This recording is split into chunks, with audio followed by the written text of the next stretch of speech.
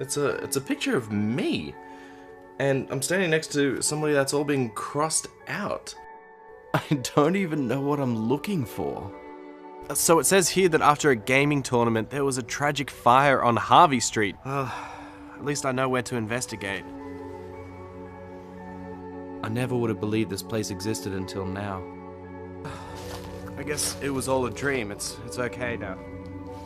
Wait, what's this? This can't be real. This was a dream. How could this be here? This doesn't make any sense. I just can't deal with this. No. That's it. I'm gonna put this all behind me. I've come for you. Oh my god.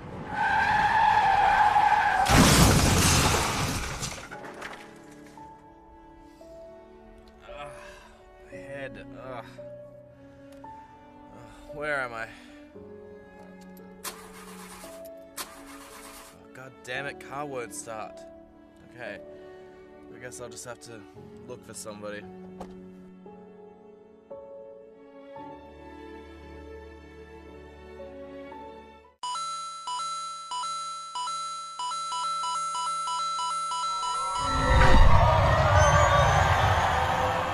Silent Hill the movie is based on the video game of the same name, which totally makes sense, but it does have a few changes from game to film. Released in 2006, we open to find Sharon next to a cliff and about to jump. She's having one of her episodes where she sleepwalks. Rose, her mother, finds her in the nick of time and hears her stir and talk about Silent Hill. She wants to take her there, but her husband, Christopher, wants to take her to a doctor instead. What a fool! Let's take the girl to a creepy haunted town that will definitely cure her. Screw doctors. Rose and Sharon head there, but they run into Sybil, a cop that thinks that something is amiss and follows them. Just before entering Silent Hill, Rose sees a girl crossing the street and swerves to miss her, causing a crash. She awakens in Silent Hill, but Sharon is missing. She explores the town, and it isn't long before she realizes that this town is strange and something wrong is going on here. She hears a creepy siren, and the world grows dark and is now covered in rust and decay. She is then attacked, and it's really not turning out to be her day. She is led by clues to different locations, and she keeps seeing a strange little girl that looks remarkably like her daughter. Sybil is here too, and she doesn't trust Rose and tries to take her in while she continues to look for Sharon herself.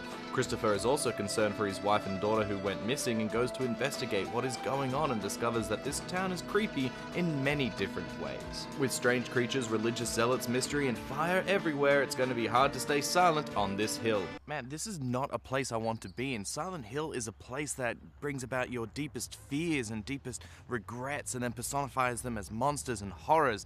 This is definitely not a place that I want to be.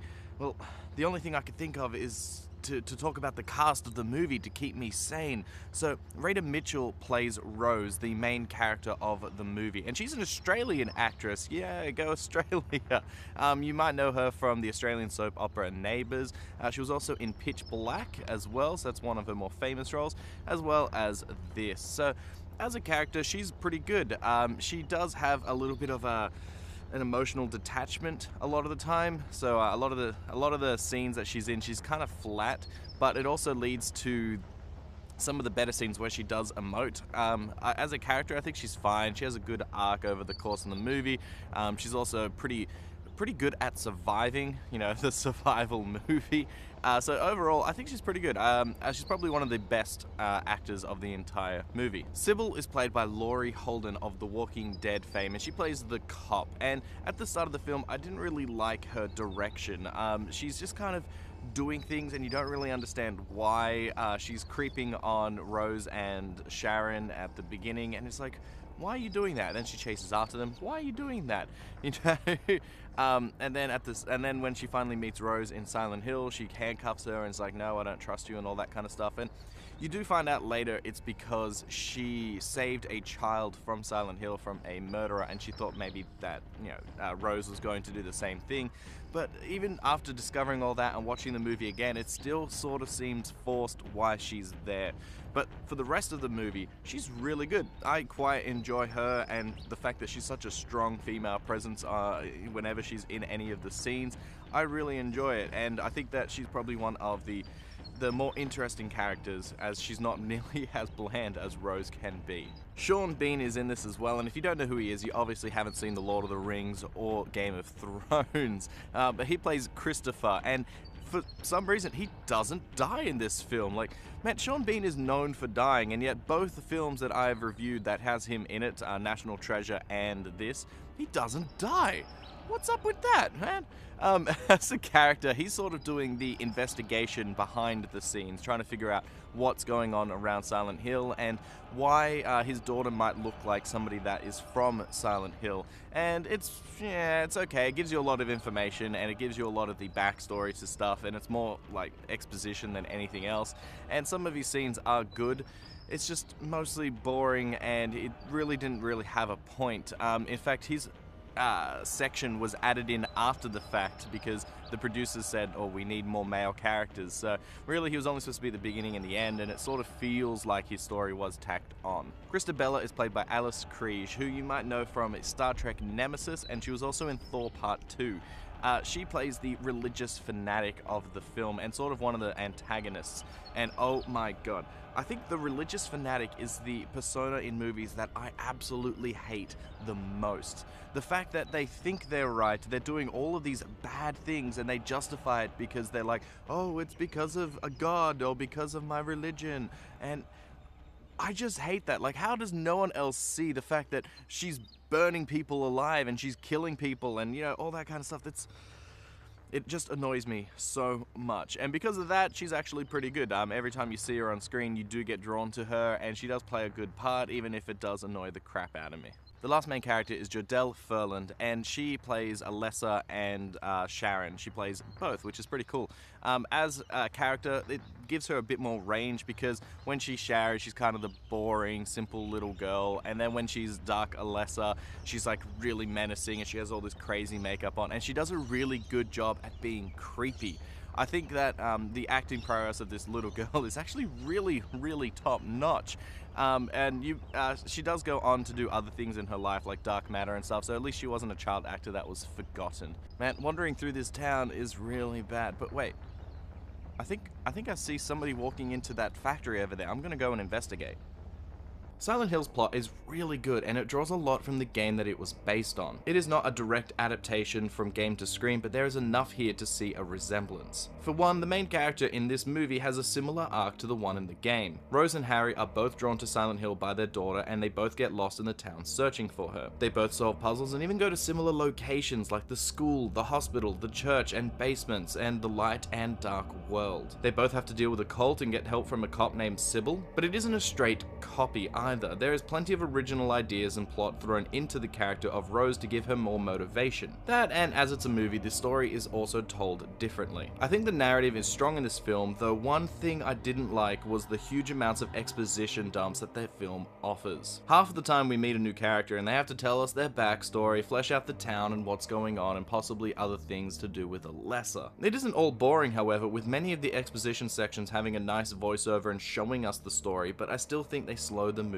down. I think they should have had fewer of them and tried to give the details in a faster, more condensed way. This leads to the pace of the film, which isn't very consistent. In keeping with the mood of the games, the movie is pretty slow and there are a lot of drawn out scenes and shots. Lots of establishing shots and strange angles can make the film feel slow, and sometimes it can drag on a little bit. I like the shots and the mood that it's given, but I always wish it could move on a little bit faster, or some of them were just cut out. I'm sure I saw him walk into this factory. I wonder where he could be.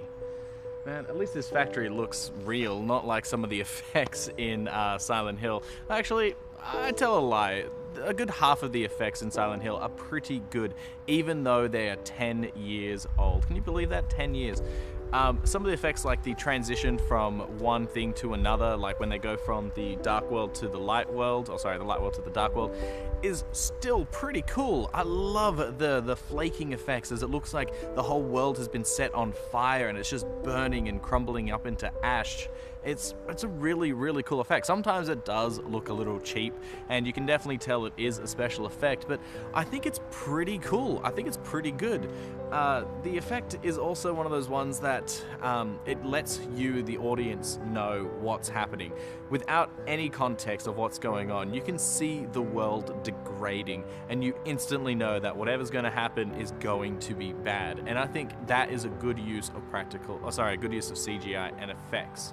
Not all the effects are CGI either. A lot of the effects are practical. Like, most of the monsters that you see are real people. They're actually dancers, and they use dancers because, you know, dancers can move their bodies in a little bit more fluid ways. And because of that, and they put the creepy makeup on them, and, you know, they use a little bit of special effects afterwards, it looks really impressive. Like, when you first go to the toilet in the movie, and you see the guy and he's strung up with barbed wire and he's dead, it's really, really disturbing. But then he comes to life, and he's still in that same position, and it's all real. That guy has contorted himself to look like that, and it is horrifying.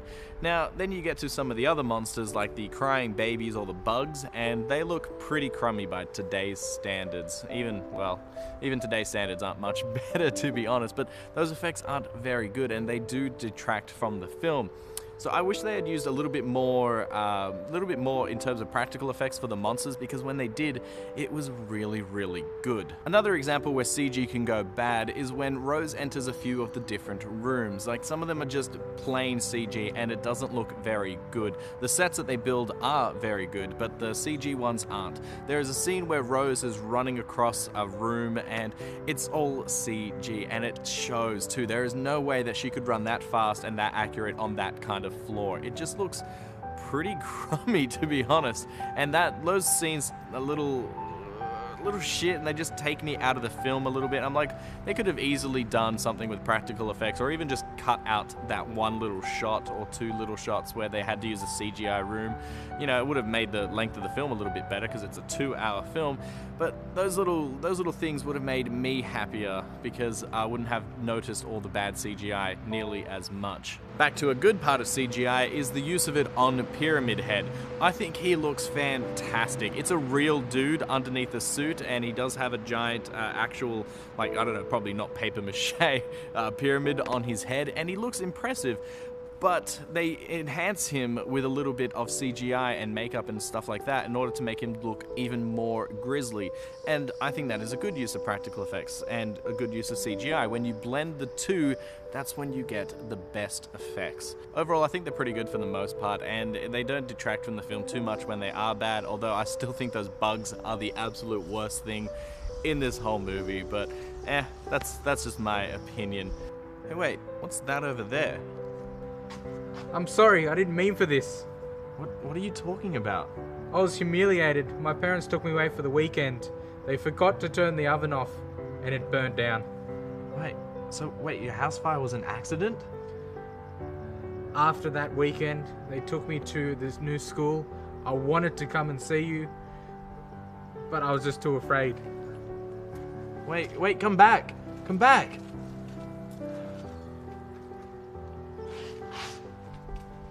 The horror elements of this film are all fairly well done, and a lot of it is subtle and not in your face. You have the strange long shots, odd angles, and creepy imagery like the man in the toilet, but whenever you go to the dark world, it just amps up and there's this whole other set of horror that really takes place. Like, that man in the toilet is now alive and moving, and it's creepy in a different way. We also get to see Pyramid Head being nasty, and every time he's on the screen, he's pretty entertaining. There is very little in the way of jump scares, which is great because I hate jump scares, where the sense of hopelessness is the driving force behind the scenes, not trying to scare the audience. The director, Christophe Gans, was a massive Silent Hill fan, and it shows through his work. He wanted to capture the essence of the games with their horror and personal story, and after playing through Silent Hill and then watching this movie, I can see a lot of the shots in the movie are just recreations from the ones with the games, and I think that is a brilliant idea. Where so many video game movies are made by Hollywood people that don't have any passion for the source material, nearly all of them come out shit and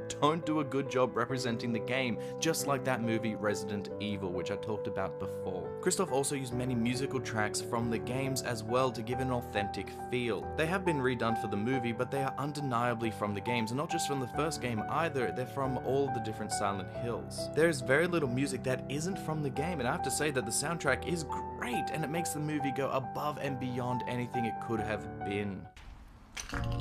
But this movie is not without its flaws. The pace of the film is all over the place, like I said earlier, and the fact that there are so many exposition dumps throughout this film is quite annoying. There's so many times where the character's just like, we have to give you all the information about everything, and they just go blah blah blah blah blah. And it's a little distracting, and I wish they had done it in a bit of a better way. The other thing I don't get is where Dark Alessa came from. In the movie, she's implied to have been like a dark demon that's been there all along, but then you're never really told. This is one of the few things that you aren't given a big exposition about. It's just sort of a nice little throwaway line, and there you go. And so she made me wonder, like, she said that she was ancient and she has many names and all that kind of stuff, and I was like, does that mean she's helped out other people in trauma before? Or, you know, in this case, killed other people? Were there other towns that went through same thing like Silent Hill did? Or did they go through something else, or what? Like, I just wanted to know. I just wanted to see more of that. But you don't get any kind of answers or anything like that. There is a fan theory online, and it's sort of corroborated by the director, saying that Dark Alessa is just the darkness within her heart, and it's just manifested as a person, which is cool and everything, but I don't really like that idea. I like that there might be a bit more of a supernatural feel to it, so to each their own. So where do the monsters come from? In the game, the monsters are manifestations of the main protagonist's fears or, you know, desires and all that kind of stuff, made into a grotesque version of something. They're all really crazy, except maybe Pyramid Head, who is just sort of one of those creatures that doesn't really represent anyone's particular thing.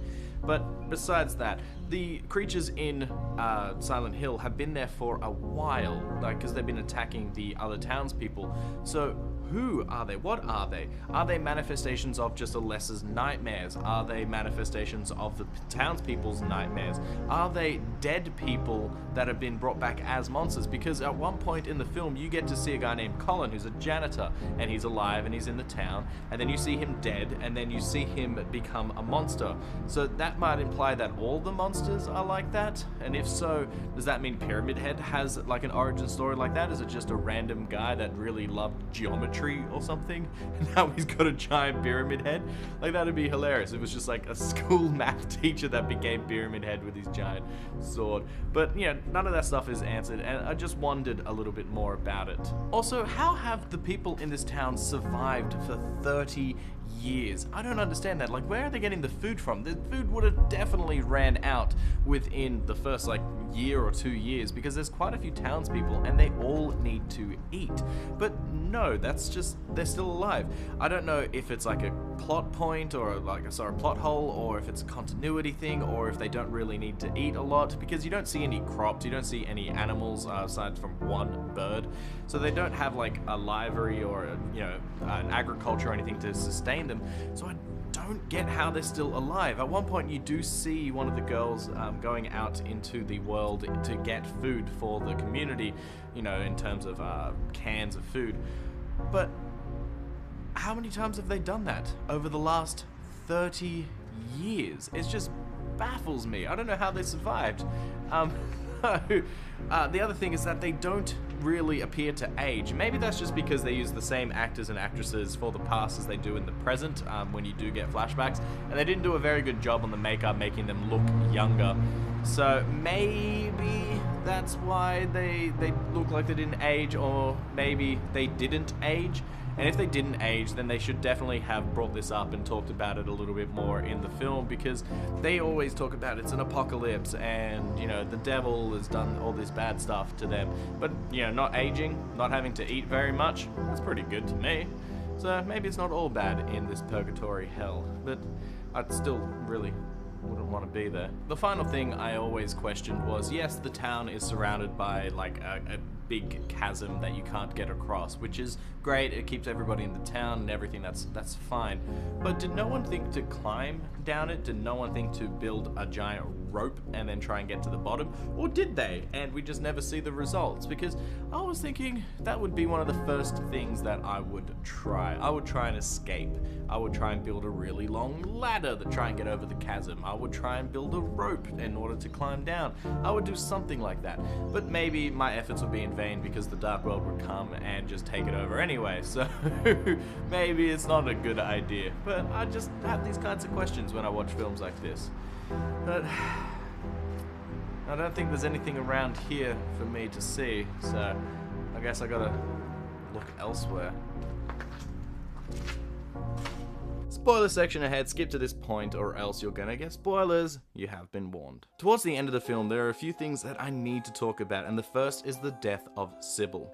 Oh man, it's so rough to watch her go out the way she does, especially when you know that she's not only a good cop, but a good person. Watching it makes me hate Christabella all the more, and I know that was the point, but damn! Aside from that, the climax is a little underwhelming after all the build up to it. Alessa just uses CGI barbed wire to kill everyone, and some of it is done in an interesting way and others are just boring. After all the horrors we have been seeing up to this point, it was just a little underwhelming. I wanted to see the monsters get in and go to town on these people, just ripping them apart and killing them. Pyramid Head coming in and killing people, and the bugs eating them, and so on and so forth. I feel like Christabella's death wasn't as epic as it should have been after all of the hatred I had for her, and she didn't put up much of a fight, and her death just could have been better. Though I did love the fact that Dark Alessa is dancing in the blood that is raining down upon the ground as she's dying. That was a great touch. This movie also ends on a few questions that annoy me. After the onslaught, Sharon and Rose leave Silent Hill and drive back home, but it's still a fog world. When they get home, it cuts to Christopher on the couch in the real world, but they can't see each other, though her presence is around. It implies that she is dead, which is sad. It makes sense though, she did hit her head pretty hard at the start, which could have killed her. Even Sybil lost control, crashed her bike and cracked her head, possibly killing her as well. It explains why they were in the fog world of Silent Hill, but Christopher, who is most certainly alive, was in the normal one, and it's a great touch to the movie. But it does feel like an incomplete ending, like there was supposed to be just that little bit more to the movie just after this point, but there isn't. The movie also implies that Sharon is either part dark or is Dark Alessa, which once again is an interesting touch to the end of the film, but it leads to the unsatisfying ending, because you don't get any resolution to it. I honestly would have liked a little bit more from the ending. I don't know if I'll ever find my way out of here, but at least I can say with conviction that Silent Hill is, in my opinion, worth it. It is a phenomenally good film. It is probably one of the best video game movies ever made, where most video game movies either just miss the point or they just do something that has nothing to do with the video game, or even try and tell the exact same story as the video game but in a worse way. This does a fantastic job. The use of the visuals and the horror and the fact that they use some of the scenes from the game makes it really stand out as one of the better films. One of the things that I do like about it is the fact that it isn't just a rip from the game. It does have its own identity, it does have its own story that borrows a lot from it, and it does so in a good way. This was made by somebody passionate about the games, and you can really see it. It isn't without its flaws though. Like I said, the CGI parts are really bad, especially those bugs. I really hate those bugs. They just look like absolute crap. And some of the exposition dumps are just really annoying because it's just this really long period of time where it's just all talking and exposition. I'm like, oh, move it along. I get that I need the backstory for this, but I just would have liked something a little bit better, a better delivery of those things, or at least like a shorter, more condensed version of those things. I am very glad that someone like Uwe Boll did not get their hands on this video game movie, because if he did, it would have been the worst film ever made. He cannot make any good video game movies ever. And man, I'm gonna have to tackle him one day, just one day soon, so keep an eye out for that. Oh, not looking forward to it, just like I'm not looking forward to figuring out how to get out of this stupid factory, out of this town. There must be a way. There must be. Why won't you talk to me? Why won't you look at me? Hey! Wait, what? I even became a counselor so kids wouldn't have to go through what I went through. They even made a dedication on the efforts I did from my work. I was at the school when you came, but I was just too afraid to talk to you. When you came to my old house, I left that trophy just for you, for me to say sorry. This was never meant to happen. I didn't mean for this. I didn't mean for you to die. Looks looks like I'm stuck here. I don't know how to get out. Wait, what if I try calling somebody?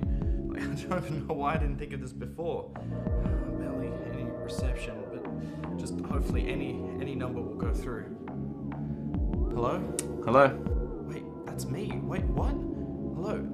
You can't do a review of the game, Silent Hill. If you do, it will kill you. Don't do it, no!